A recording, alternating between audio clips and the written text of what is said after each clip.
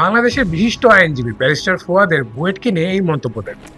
ধোলাইখাল যান, আপনার গাড়ি দেখে দেখবেন 10-12 বছরের একটা ছেলে একটা পিঁড়ির মতো চাকা লাগানো আছে, ওইটার উপরে শুয়ে এসে পট করে দেখবেন গাড়ি নিচে ঢুকে গেছে। ঢুকে গিয়ে 10 মিনিট এদিক সেদিক করে দেবে, এসে বলবে স্যার আপনার এই সমস্যা গাড়িতে। ওই একই গাড়ি নিয়ে বুয়েটের ইলেকট্রিক্যাল অথবা মেকানিক্যাল ডিপার্টমেন্টে যান, আপনার কাছে বোকার মতো বড়দের মতো তাকায় থাকে, ভাই এটা কি জিনিস। আরেক জায়গায় এক ডিপ্লোমা স্লোগান দিচ্ছে, যারা এই দেশের কারিগরি শিক্ষা ধ্বংসের জন্য নেমেছে তারা দেশের উন্নয়নে কখনোই কাজে আসবে না। তারা অটোরিকশা ব্যতীত আর কোনো কিছু আবিষ্কার করতে পারবে না। বিএসসি ইঞ্জিনিয়ারদেরকে কখনো তুলনা করে মিস্ত্রিদের সাথে, কখনো বলে বিএসসিতে প্র্যাকটিক্যাল নলেজ নাই, কখনো অটো রিক্সা নিয়ে মত করে।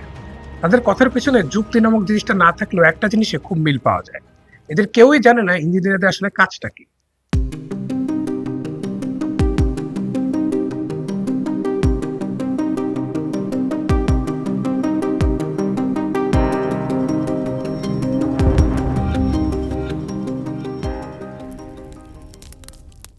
আজ আমরা বাংলাদেশের প্রেক্ষাপটে ইঞ্জিনিয়ারিং এডুকেশনের আসল চিত্র নিয়ে কথা বলবো। একদিকে আছে বিএসসি ইঞ্জিনিয়ারিং, যা বুয়েট, রুয়েট, কুয়েট, চুয়েট এবং অন্যান্য বিজ্ঞান ও প্রযুক্তি বিশ্ববিদ্যালয়ে পড়ানো হয়। অন্যদিকে আছে ডিপ্লোমা প্রোগ্রামস, যা পলিটেকনিক ইনস্টিটিউটে পড়ানো হয়। সেগুলোতে বেশিরভাগই লেখা থাকে মেকানিক্যাল টেকনোলজি, ইলেকট্রিক্যাল টেকনোলজি, অর্থাৎ এখানে কোর্সগুলো বেশিরভাগই প্রযুক্তি ব্যবহার, অপারেশন, সার্ভিসিং আর মেইনটেন্যান্সের দিকে ফোকাস করে। তাই যারা এই কোর্স শেষ করে তাদেরকে টেকনোলজিস্ট বা টেকনিশিয়ান বলা বেশি যৌক্তিক। অন্যদিকে বিশ্ববিদ্যালয়ের ডিগ্রির নামই হলো bachelor of science in engineering এবং এখানকার কোর্সগুলোর নামও থাকে mechanical engineering, civil engineering, electrical engineering এরকম। তাই এই কোর্সগুলো হয় পিওর ইঞ্জিনিয়ারিং ভিত্তিক, অর্থাৎ ডিজাইন, অ্যানালাইসিস, রিসার্চ এবং ইনোভেশন শেখানো হয়। তাই যারা এই ডিগ্রি অর্জন করে তাদেরকে ইঞ্জিনিয়ার বলাটা বেশি যৌক্তিক। According to BNQA, Bangladesh national qualification ফ্রেমওয়ার্কে শিক্ষাগত যোগ্যতার লেভেল নির্ধারিত করা আছে।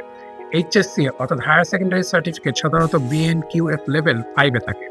ডিপ্লোমা সাধারণভাবে বিএনকিউএফ লেভেল 6 এ অবস্থান করে এবং ব্যাচেলার্স ডিগ্রি বিএসসি ইঞ্জিনিয়ারিং রয়েছে বিএনকিউএফ লেভেল 7 অথবা তার উপরে। অর্থাৎ এই কোয়ালিফিকেশন ফ্রেমওয়ার্ক থেকেই বোঝা যায় যে এইচএসসি এরপরে আসে ডিপ্লোমা, এরপরে আসে বিএসসি যোগ্যতার ধাপ। এবং এটা শুধু কেবল নামেই নয়, সেখানকার একাডেমিক ও টেকনিক্যাল ডেপথেও ও কাজের সুযোগেও এর পার্থক্য রয়েছে।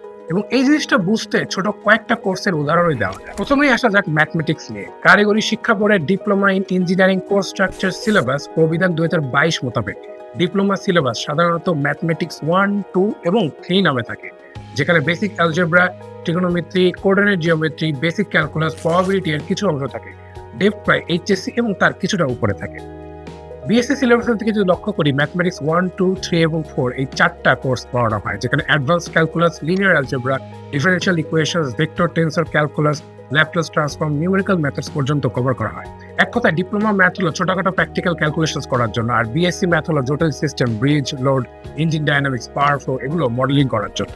যদি সেকেন্ড উদাহরণে আসি, অর্থাৎ ফিজিক্সে ডিপ্লোমা সিলেবাসে মেকানিক্স, অপটিক্স, সাউন্ড, ইলেকট্রিসিটির উপর বেসিক আইডিয়া, যা হাই স্কুল লেভেলে সামান্য উপরে এটুকু পড়ানো হয়। অন্যদিকে বিএসসি সিলেবাসে আলাদা করে ফিজিক্স 1, যেখানে মেকানিক্স, ওয়েভস, থার্মোডাইনামিক্স এবং physics 2, electricity, magnetism, quantum mechanics, modern physics এগুলো কম্পালসরি থাকে এবং সাথে থাকে অ্যাডভান্স ল্যাব।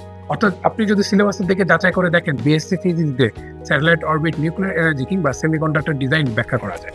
এবং 3 নম্বর উদাহরণে যদি আসি প্রোগ্রামিং অথবা কম্পিউটিং নিয়ে, তাহলে দেখব ডিপ্লোমা সিলেবাস কম্পিউটার টেক বা সকল ডিপার্টমেন্টের আইসিটি কোর্সে শুধুমাত্র basic C programming, flow chart, simple program লেখা এবং কিছুটা নেটওয়ার্কিং এর কনসেপ্ট দেওয়া হয়। অন্যদিকে বিএসসি সিলেবাসে সিএসসি অথবা মেকানিক্যাল বা ইলেকট্রিক্যাল এই ধরনের কোর্সে প্রোগ্রামিং ইন সি বা C plus plus, data structures, algorithms, numerical computing, simulation software যেমন ম্যাটল্যাব, অ্যানসিস, সলিডওয়ার্কস এগুলো শেখানো হয়। যদি ছোট করে অন্যান্য কোর্সগুলোর কথাও বলি, মেকানিক্স, থার্মোডাইনামিক্স বা ফ্লুইড এগুলোতে ডিপ্লোমাতে কনডেন্সড একটা বেসিক কোর্স করা হয়।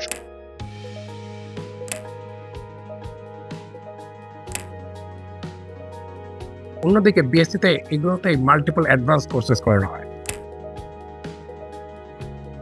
ম্যাটেরিয়ালস ডিজাইন এবং ম্যানুফ্যাকচারিং এ ডিপ্লোমাদের প্র্যাকটিক্যাল, ওয়েল্ডিং, ফাউন্ড্রি এগুলোতে জোর দেওয়া হয় বেশি। অন্যদিকে বিএসসিতে অপটিমাইজেশন, ক্যাড, সিএই, ফেইলিয়ার অ্যানালাইসিস এগুলোর উপরে বেশি গুরুত্ব দেওয়া হয়। বিএসসি ইঞ্জিনিয়ারিং শেখায় সায়েন্সের রূপ থেকে। এখানে ছাত্ররা ফিজিক্স, ম্যাথমেটিক্স এবং অ্যাডভান্স ফর্মুলা দিয়ে সিস্টেমকে বোঝে। তারা জানে কেন কোনো মেশিন কাজ করে, কিভাবে সেটা এফিশিয়েন্ট করা যায় আর কিভাবে নতুন ডিজাইন বানানো যায়।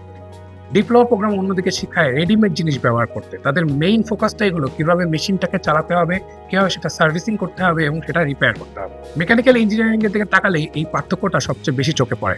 মেকানিক্সে বিএসসি ছাত্ররা হিসাব করতে পারে একটা সেতু কত টন চাপ নিতে পারবে বা একটি বিল্ডিং এর লিফট কতজন মানুষ নিরাপদে তুলতে পারবে।